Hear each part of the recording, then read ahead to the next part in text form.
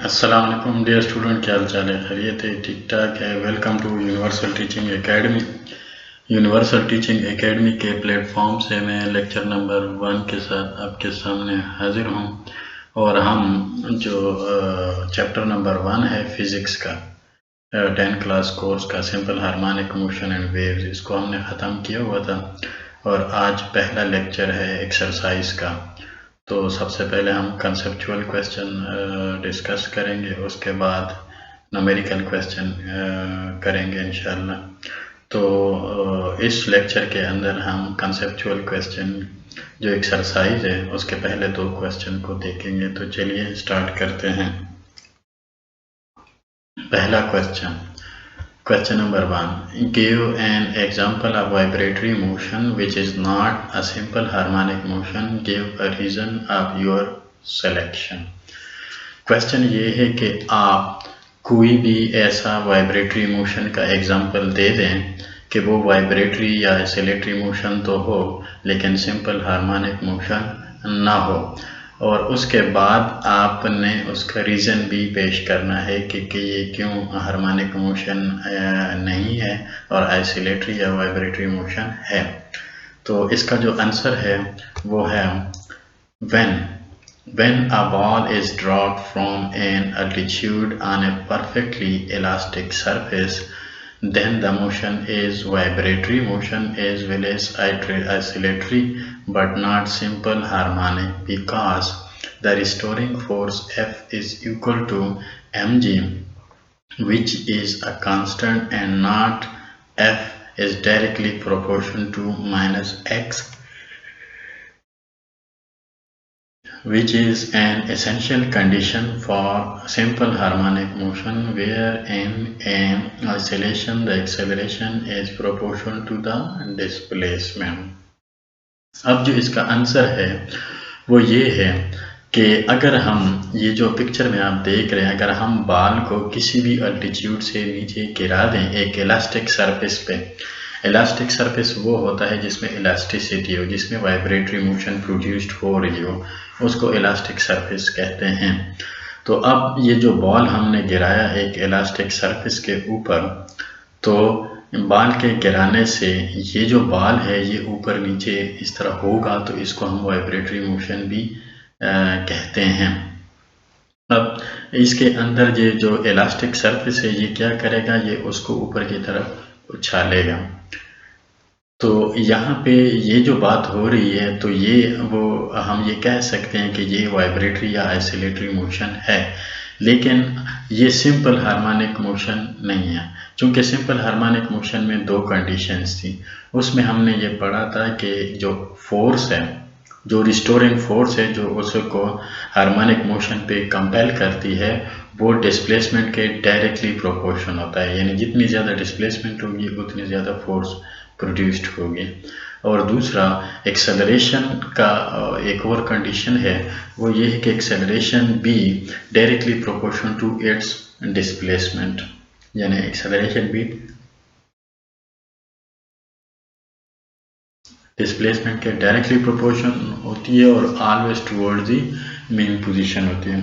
लेकिन इस मोशन के अंदर अगर आप देखें तो यहाँ पे जो फोर्स है, जो रिस्टोरिव फोर्स है, वो इस बाल के इक्वल है, यानी इस बाल का जो वेट है W is equal to mg, वो एक्चुअली रिस्टोरिंग फोर्स है। लेकिन अगर आप गौर करें इस बाल के ऊपर, तो ये जो इसका जो वेट है वो तो वेट एक कांस्टेंट है, वो वेट उतना ही रहेगा। आप जितना मर्जी इसको वाइब्रेटरी मोशन करा दें, इसके ऊपर कोई फ़र्क नहीं पड़ता, चाहे आप इतनी हाइट से गिरा दें या ऊपर वाली हाइट से गिरा दें, यानी अगर आप डिस्प्लेसमेंट ज़्यादा करें या कम करें तो इसके वेट पे कोई असर बिल्कुल नहीं पड़ता। यानी इसका जो वेट है वो रिस्टोरिंग फोर्स के बराबर है, लेकिन रिस्टोरिंग फोर्स यहाँ पे चेंज नहीं हो रहा, हालांकि डिस्प्लेसमेंट हम चेंज कर रहे हैं। तो ये यहाँ पे जो फोर्स है रिस्टोरिंग फोर्स वो कांस्टेंट है। लेकिन हमारे केस में सिंपल हार्मोनिक मोशन ये कहता है कि जो फोर्स है वो कांस्टेंट नहीं होता, वो जितना डिस्प्लेसमेंट होता है उसके साथ वो चेंज हो रहा होता है अकॉर्डिंग टू द डिस्प्लेसमेंट। लेकिन इस केस में जो इसका फोर्स है वो डिस्प्लेसमेंट के साथ चेंज नहीं हो रहा। जब फोर्स चेंज नहीं हो रहा तो एक्सेलरेशन फिर कैसे चेंज हो सकती है, वो भी फिर उसी तरह रहेगी। तो लिहाजा ये वाइब्रेटरी मोशन तो है लेकिन सिंपल हार्मोनिक मोशन नहीं है, ये इसका रीज़न है। Next question at extreme position velocity is zero but acceleration is maximum in simple harmonic motion, how can you theoretically explain it? वो कहते हैं जो सिंपल हार्मोनिक मोशन होता है उसमें जो एक्सट्रीम पोजीशंस होती है उसमें वेलोसिटी ज़ीरो होती है लेकिन एक्सेलरेशन मैक्सिमम होती है। आप इसको थ्योरेटिकली एक्सप्लेन करें। तो यहाँ पे जो हमारी स्टेटमेंट है आंसर की, वेलोसिटी इज ज़ीरो, आपने पेपर में इस तरह हेडिंग देनी है, velocity is zero. In simple harmonic motion when object moves towards extreme position then its velocity decreases and become zero at extreme position. ठीक है जी। The object is at rest for instant so the velocity is zero at maximum extreme position. हम इस question का जो पहला वाला portion है वेलोसिटी ज़ीरो, इसको डिस्कस करते हैं। यहाँ पे अगर आप गौर करें, ये जो बॉल है ये एक्सट्रीम पोजीशन पे है, एक्सट्रीम पोजीशन पे इसकी वेलोसिटी ज़ीरो क्यों होती है? अगर आप वैसे वेलोसिटी की डिफिनीशन देख लें तो वेलोसिटी का जो rate of change of displacement is called velocity. तो यहाँ पे जो डिस्प्लेसमेंट है ये यहाँ पे ख़त्म हो जाती है, इससे आगे डिस्प्लेसमेंट है ही नहीं, मैक्सिमम डिस्प्लेसमेंट है, यानी इसके अंदर चेंज नहीं आ रही। जब इसके अंदर चेंज नहीं आ रही तो इसका मतलब है ये जो बॉडी है ये फॉर द टाइम बीइंग इस पोजीशन पे रेस्ट के अंदर है। जब ये रेस्ट के अंदर है तो वेलोसिटी फिर कैसे हो सकती है? वेलोसिटी फिर ज़ीरो होगी, यहाँ पे वेलोसिटी ज़ीरो होगी। यहाँ आप यूँ समझ लें कि अगर आपने 9th क्लास का जो इक्वेशन है उसको रिमाइंड करा लें तो वहाँ पे जो फाइनल वेलोसिटी है ये इसकी फाइनल वेलोसिटी है। तो इस फाइनल वेलोसिटी में यहाँ पे ये आगे नहीं जा रहा, यहाँ पे ये रुक जाता है थोड़ी देर के लिए और फिर वापस आता है। तो यहाँ पे चूँकि रेस्ट में होता है तो इस वजह से वेलोसिटी ज़ीरो होती है। ठीक है जी।